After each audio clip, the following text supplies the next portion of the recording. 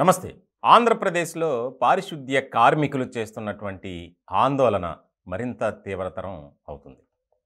గత 11 రోజుల నుంచి చేస్తున్నటువంటి వారి సమ్మెకు ప్రభుత్వం ఇప్పటివరకు దిగి రాలేదు. దిగి రాకపోగా వారిని రెచ్చగొట్టే విధంగా ప్రవర్తిస్తుంది. రాష్ట్ర వ్యాప్తంగా ఎంతోమంది పారిశుద్ధ్య కార్మికులు వారి యొక్క డిమాండ్స్ ఏవైతే ఉన్నాయో న్యాయబద్ధమైనటువంటివి, అది కూడా ఎన్నికలకు ముందు జగన్మోహన్ రెడ్డి గారు వాగ్దానం చేశారు. ఆ వాగ్దానానికి అనుగుణంగా మేము అడుగుతున్నాం, కానీ వాటిని పట్టించుకోవటం లేదు అని వారు ఎక్కువ బిగ్గర స్వరంతో నినాదాలు చేస్తూ ధర్నా చేస్తున్నారు. ఇలాంటి క్రమంలో ప్రభుత్వం వారితో చర్చలు జరిపి సమస్యను పరిష్కరిస్తే పోయేది. నిజంగా రాష్ట్ర వ్యాప్తంగా ఉన్నటువంటి పారిశుద్ధ్య కార్మికులు చేస్తున్నటువంటి వర్క్ విషయంలో మనం వారిని అభినందించాలి.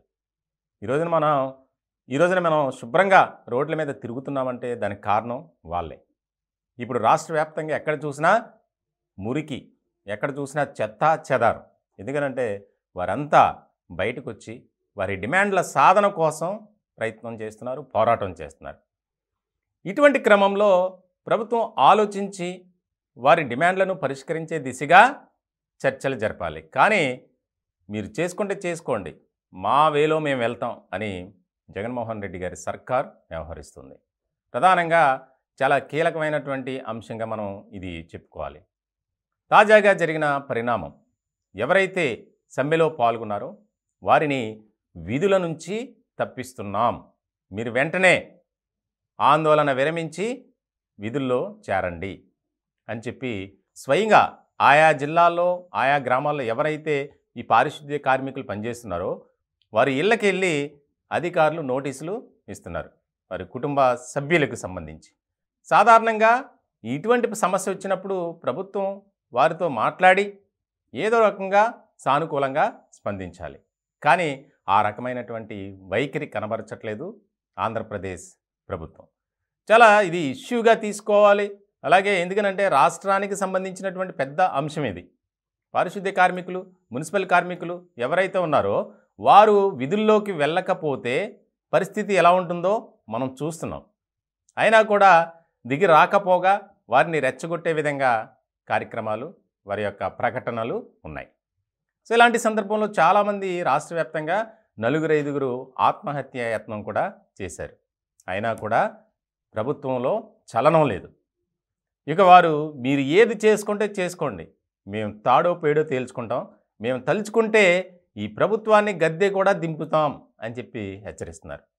ఇప్పటికే చర్చలు జరిపి ఏవైతే మా డిమాండ్స్ ఉన్నాయో మేమేమీ గొంతెమ్మ కోరికలు కోరడం లేదు, పక్క రాష్ట్రంలో ఎలా ఉంది పరిస్థితి, మన రాష్ట్రంలో ఎలా ఉంది మీరే ఆలోచించండి అని చెప్పి న్యాయబద్ధమైనటువంటి డిమాండ్స్ ఏవైతే ఉన్నాయో అది కూడా మీరు అధికారంలోకి రాకముందు మాకు ప్రామిస్ చేశారు, మేమంతా మిమ్మల్ని గెలిపించుకోవడం కోసం మాతో పాటు మా కుటుంబ సభ్యులు, బంధువులంతా మీకు ఓట్లు వేశాం, కానీ ఈ రోజున కనీసం మా ముఖం కూడా మీరు చూడటం లేదు అని చెప్పి పారిశుద్ధ్య కార్మికులు, మున్సిపల్ కార్మికులు ధర్నా చేస్తున్నటువంటి పరిస్థితి.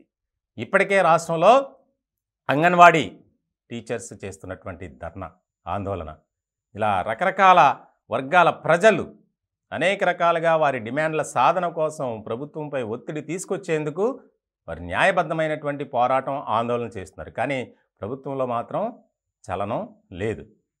నో వర్క్ నో పే అనే రూల్ని తీసుకొచ్చి ఈ పారిశుద్ధ్య కార్మికులు, మున్సిపల్ కార్మికులు ఎవరైతే ఉన్నారో వారికి ఒక ఆర్డర్స్ ఇస్తున్నారు. మీరు పని చేయలేరా, పనిలోకి రారా, మిమ్మల్ని తీసేస్తున్నాం. ఒకవేళ నెక్స్ట్ జాయిన్ అయినా సరే మీరు ఎన్ని రోజులైతే ఆందోళన చేశారో, సమ్మె చేశారో దానికి సంబంధించి శాలరీ కట్ చేస్తామని ప్రకటన చేశారు. దానికి సంబంధించి చాలా కీలకంగా మారింది. ఇంకా రాష్ట్ర వ్యాప్తంగా అనేక చోట్ల గొడవలు కూడా జరుగుతున్నాయి. ఎవరైతే అధికార పార్టీకి సంబంధించినటువంటి నేతలు వారి వద్దకు వెళ్ళి మాట్లాడటానికి ప్రయత్నం చేస్తుండగా వారికి, అలాగే ఈ యొక్క కార్మికులకి, ఆందోళన చేస్తున్నటువంటి వారికి చాలా వాగ్వాదం జరుగుతుంది, గొడవ కూడా జరుగుతుంది. అలాంటి సందర్భంలో లాఠీ చార్జ్ చేస్తున్నారు. ఆ లాఠీ చార్జీలో పారిశుద్ధ్య కార్మికులు గాయాలు పాలవుతున్నారు. సో కాబట్టి అంటే ప్రభుత్వం స్పందించి వారి యొక్క డిమాండ్ల సాధన కోసం దిగి వచ్చి మాట్లాడితే బాగుంటుంది అనేది కూడా ఎక్కువగా బాగా ప్రజా సంఘాలు డిమాండ్ చేస్తున్నటువంటి పరిస్థితి.